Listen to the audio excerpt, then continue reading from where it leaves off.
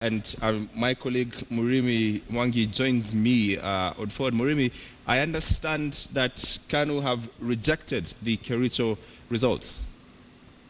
Thanks, Matt. Yes, no, the KANU party has rejected the results that are being transmitted at the tallying center. And they say that the results do not reflect the figures that they have from the tallying that they've been doing with their agents at polling stations.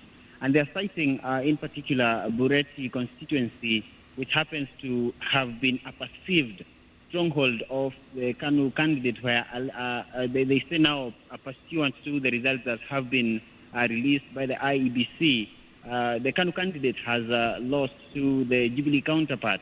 And they're citing that among many other polling stations where they say that the results that they're getting at the tallying center do not reflect what they have from their agents on the ground.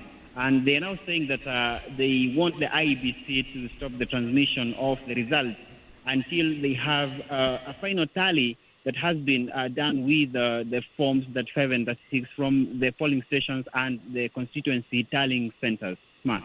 Murimi, do we know exactly what issues are being raised for Bureti constituency? Because earlier on, the SG of KANU, Nick Salat, did come to the press and say that they have absolutely no complaints about the voting that was going on then. So when did these issues crop up? Mm-hmm.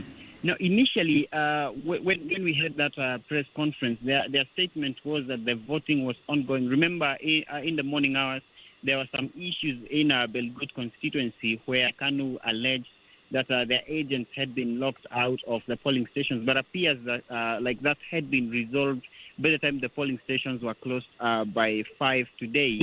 But then when the transmission of the results began, allegedly from the KANU side here, they say that the results are not exactly what they have been getting from the agents in the individual polling stations. And they now insist that much as there's that electronic transmission, there must be a separate tally, which of course happens every time there's an election, based on the hard copy results coming from the polling stations. And that they say that's the only time that IEBC should declare the winner. But for a beginner, the KANU party has rejected the results. Matt. Well, just one final thing. Have they given an indication if the IEBC supposedly refuse to continue transmitting the results, what will they do? Interesting things have been happening here in Kericho. Much as various allegations of malpractice were reported even in the morning hours, when we spoke to the IEBC, they said that they haven't received any complaint from both camps that are complaining that there's a malpractice.